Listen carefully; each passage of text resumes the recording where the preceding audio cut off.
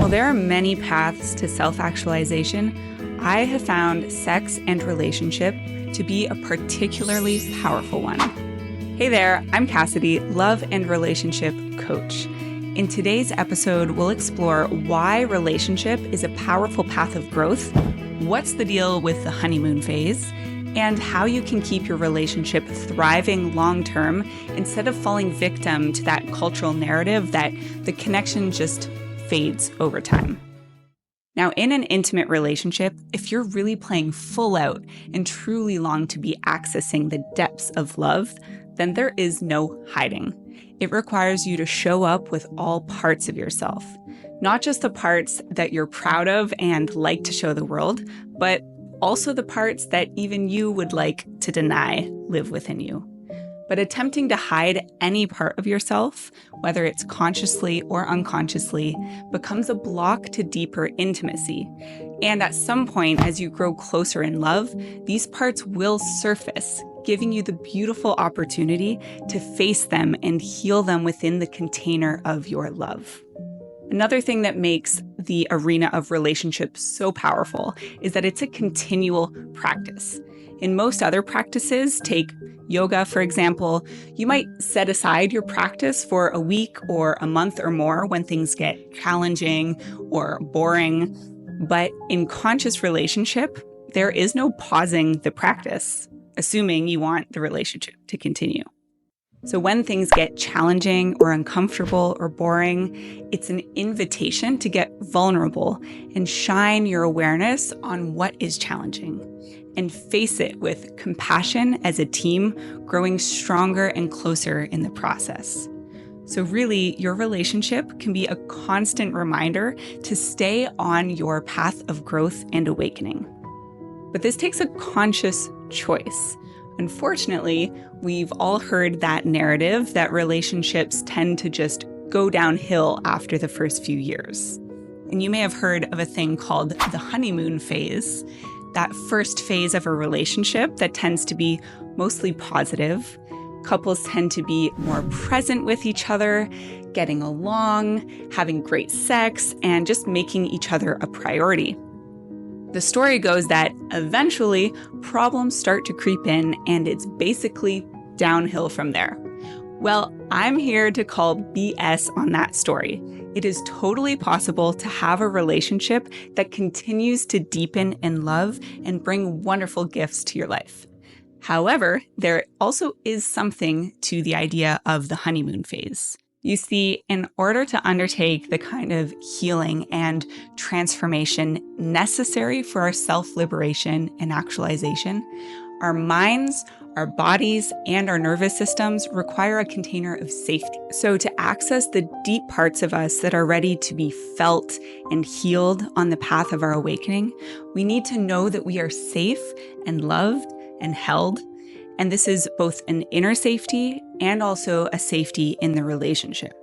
Now, during the honeymoon phase, you're getting to know each other more deeply and coming to trust each other more deeply. And at some point in a healthy relationship, you come to feel a true sense of safety in the relationship and with your partner. You trust that the love that you share is strong enough to hold all parts of yourself. Your whole system senses this safety and it goes, I finally feel safe enough to let these unseen, unfelt things to arise in order to be healed. Now, this is mostly recognized on an unconscious level. So when you start getting triggered by things that your partner says or does that didn't used to faze you, or your partner gets upset about things that really weren't an issue before, it's easy to think that there's something wrong with the relationship. But in reality, assuming that you have maintained a container of love in the relationship, this surfacing of challenging emotions is actually a sign that there's something very right in your relationship. You've created a context of love and safety in which the unfelt things that are ready to be healed and transformed are coming to light. And this is a key step in the path of conscious relationship. Recognizing your challenges as opportunities for healing, growth and transformation. How you go about doing that process of healing and transformation is more than we can cover in this particular video, but check out the last video, which will link up here, or contact me about one-on-one coaching if you're ready to go deep. Now, the important takeaway here is that the end of the honeymoon phase does not have to mean that your relationship starts to go downhill. It can be the start of a relationship even more rich and deeply loving than you could have imagined. The difference is all in the approach. What do you do when challenges arise? Do you think there must be something wrong with your partner, your relationship, or yourself? Do you sweep the challenges under the rug thinking, it's no big deal? Do you continue to hide behind your masks and defend the walls around your heart? Or do you let love open you? Do you do the powerful, often difficult work of alchemizing those challenges into healing and transformation? Do you let yourself be vulnerable and be seen even more deeply than ever? In classical Tantra, there's an underlying philosophy that everything in your life can be used for your spiritual growth. You can turn anything into a ritual or spiritual practice with three things: intention, conscious awareness, and tools. For example, what makes meditation different from just sitting? You sit with intention, conscious awareness, and you use tools.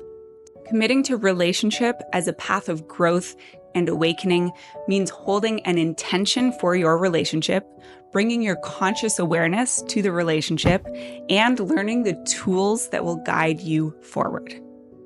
There are tools and processes that you can learn, practice, and master to support each other in your growth journey, which is exactly what we work on in our live retreats and in coaching. If this all sounds interesting to you, here is a reflection that you can do right now to begin to approach your relationship as a powerful arena of growth. So get your notebook ready or save this video for later to come back to when you're ready to do this reflection. These questions will be phrased for those who are currently in a relationship. However, if you are currently single, you can ask yourself the same questions, but instead ask them about your relationship with yourself. I encourage you to pause the video after each question to reflect and journal. Question 1. What are my intentions for my relationship? Consider, how do you want to feel? In what ways do you want to grow? What do you want your relationship to be like? Number 2, how can I bring more conscious awareness to my relationship? Brainstorm some ways that you can remind yourself of your intentions and ways you'll approach challenges as opportunities to grow together. Some examples might be, talk to my partner about what I learned about relationship as a path of growth, share my intentions for the relationship with my partner, get a coach to help us stay aware and learn helpful processes, read some books about relationships, and share this video with my partner. And like and subscribe while you're at it. Question 3, what is one tool that I already know of that I could use in my relationship right now?